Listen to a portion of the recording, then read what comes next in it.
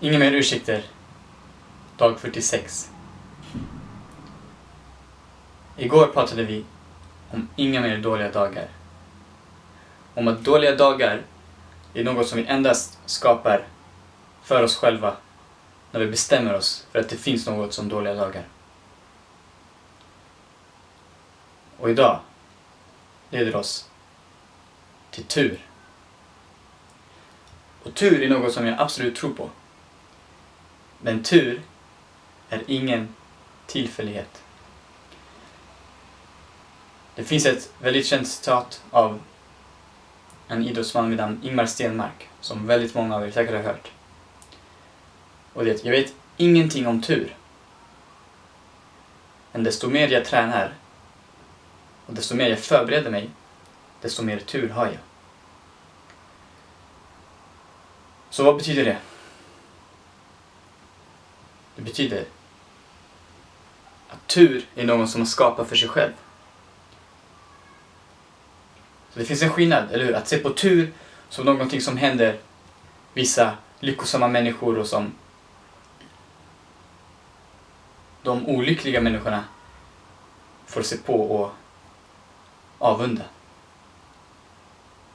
Eller så finns det också synen som är att tur är något som är väldigt, väldigt avsiktligt och som är väldigt, väldigt medvetet och som händer som en utlösning av allt arbete som man har lagt ner för att nå resultat. Så, tur är ingen tillfällighet. Den är väldigt avsiktlig, väldigt medveten och väldigt strategisk. Vad menar jag med det? Jo, som jag har nämnt i en av mina första videos när jag pratade om tid och hur varje dag och varje dygn, i alla fall i västländerna, består av 24 timmar. 24 timmar i 1440 minuter som är 86 400 sekunder.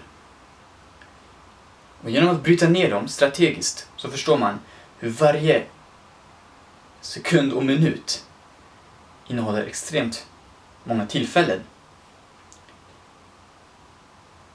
Men hur många av oss, om vi är helt ärliga mot oss själva, tar vara på de tillfällena?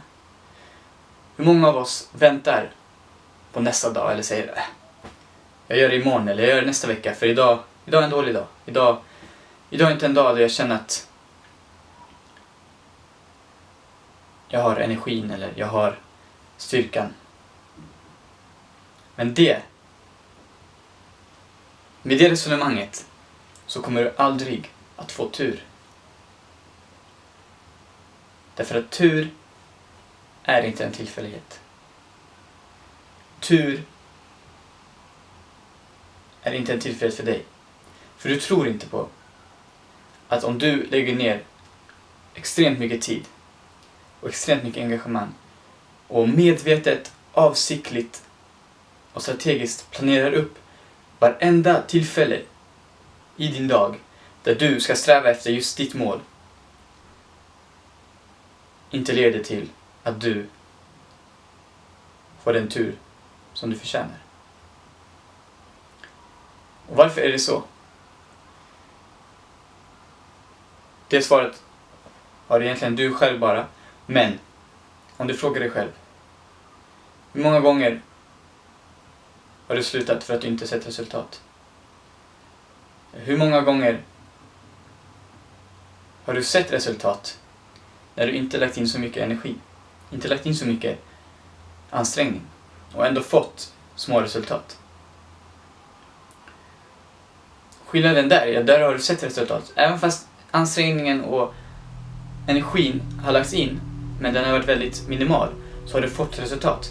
Men när du lägger in enorm och tidsmässig ansträngning och inte får snabba, synliga resultat, så ger du upp. För att återigen, vi är så resultatorienterade och vi ser bara det ögat kan se och inte längre. Återigen, igår pratade vi om våra tankar och vår hjärna som motsvarar den blå himlen. Men som vi alla vet så passerar längs himlen ibland moln, ibland regnskurar och även ibland dunderåska. Men lika fort som de kan komma kan de försvinna och himlen kan lysas upp igen. Så hur jämför du det här med vår hjärna? Jo, oavsett hur mycket vi vill kontrollera vädret, oavsett hur många väderrapporter vi har, kommer vi aldrig riktigt kunna förutsäga vädret eller kontrollera vädrets utgång. Det lever sitt eget liv.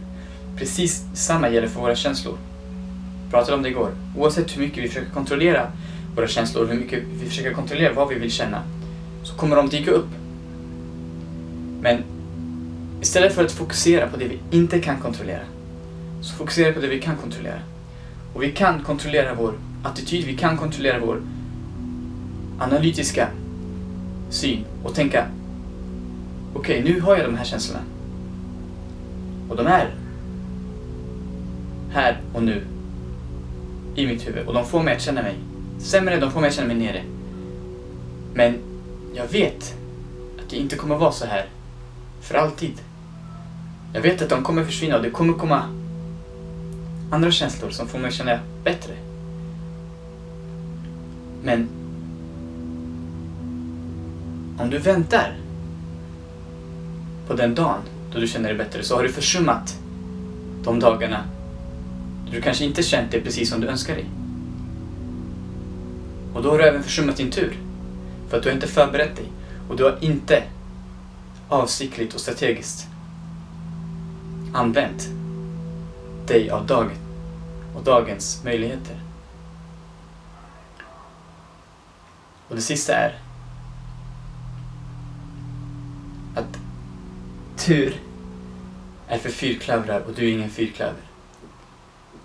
Ett citat av Eric Thomas, som är en fantastisk motiverare.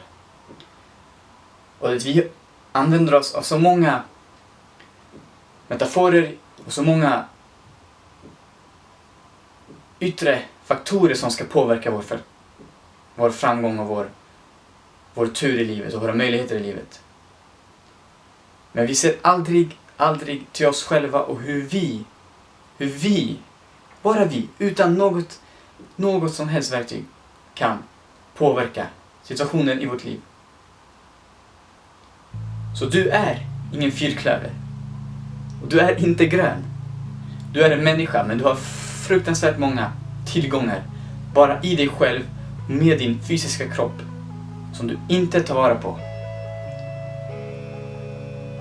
Så se inte till någon mer yttre turfaktor, utan se till dig själv och skapa din egen tur genom förberedelser, genom avsiktlighet och medvetenhet.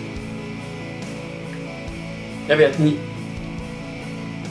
de alla resterande kommande dagarna av det här året,